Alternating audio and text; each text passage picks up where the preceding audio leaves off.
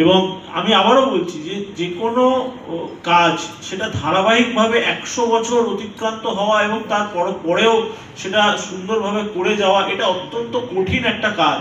তো সেই কাজটা আপনারা কিভাবে করেন, এবং এই যে ঐতিহ্যটাকে নিয়ে এগিয়ে চলা, তার একটা বাড়তি চাপ থাকে, তো সেইটাকে আপনারা কিভাবে মানে হ্যান্ডেল করেন, এবং এই পুজোর নির্দিষ্টভাবে একটা ইতিহাস আছে, তো সেইটা যদি আমাদের দর্শকদের সামনে একটু তুলে ধরেন। নমস্কার, আমি সুকুমার দাস, পাঠকপাড়া সর্বজনীন দুর্গাপুজো পরিচালনায় সপ্তশিখা। আজকে টুডে স্টোরি গ্রুপকে অসংখ্য ধন্যবাদ আমাদের এরকম একটা প্ল্যাটফর্ম দেওয়ার জন্য, যেখানে আমাদের 103তম বর্ষ এবছর আমরা উদযাপন করছি দুর্গাপুজো। তো সেই সম্বন্ধে কিছু বলার জন্য আমি খুব গর্বিত। আমাদের পুজোটা স্টার্ট হয়েছে 1921-22 সালে, 22 সালে। তো তখন পুজোটা হতো পাঠকপাড়া যে জায়গাটা, সেই পাঠকদের একটা পূর্বজ ওখানে থাকতেন বা এখনও আছেন, আর বাকি তার সঙ্গে আশেপাশের আর কিছু মানুষজন ছিলেন, তারা মিলে একটা টিনের চালে এই দুর্গাপুজোটা স্টার্ট করে। পরবর্তীকালে যারা বেহালাকে চেনেন সেখানে জানবেন একটা স্কুল আছে, আজাদিন স্কুল, অনেক পুরনো।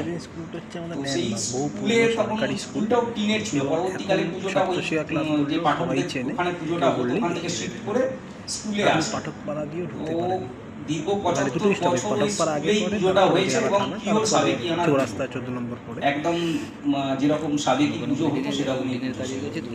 তো পরবর্তীকালে যারা এই পুজোটা করতেন, কিন্তু অ্যাকচুয়ালি বারোয়ারি পুজো, তো যে সমস্ত মানুষজন এই পুজোটা করতেন, তারা পরবর্তীকালে আমাদের এই সপ্তশিখার কাছে এসে বলেন যে এই আমাদের পক্ষে আর এই পুজোটাকে কন্টিনিউ করা সম্ভব হচ্ছে না, তো আপনারা যদি পুজোটাকে টেক ওভার করেন। তো সপ্তশিখা একটা পিওর কালচারাল এবং স্পোর্টস অর্গানাইজেশন। তো যখন পাড়ার পুজো বন্ধ হয়ে যাবে, ওনারা পারছেন না, তখন আমরা পুজোটাকে আমরা হাতে ধরি এবং দীর্ঘ 30 বছর হয়ে গেল আমরা পুজোটাকে করছি। পিওর সাবেকিয়ানার পুজো।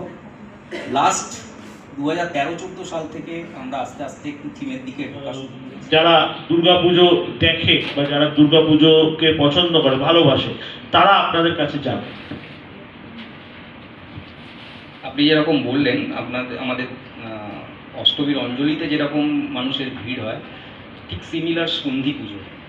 এই সন্ধি পুজোটা আপনারা সবাই যারা দুর্গাপুজোর সঙ্গে জড়িত আছেন, মানে সবাই জানেন যে একটা টাইম পিরিয়ড থাকে, ওই টাইমটুকুর মধ্যেই ওই পুজোটাকে কমপ্লিট করতে হয়।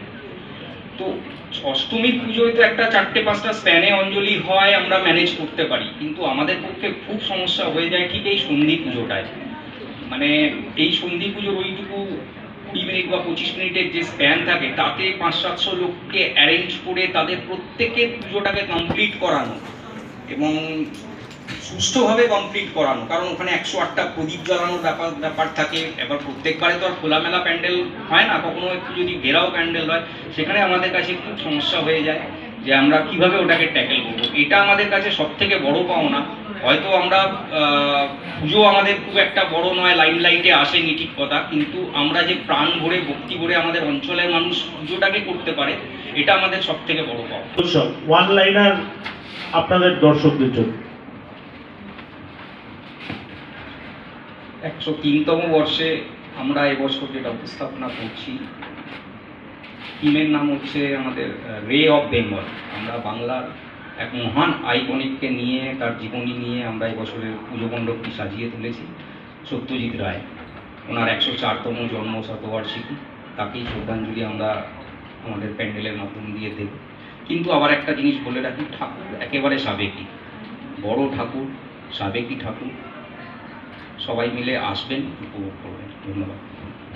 অনেক ধন্যবাদ।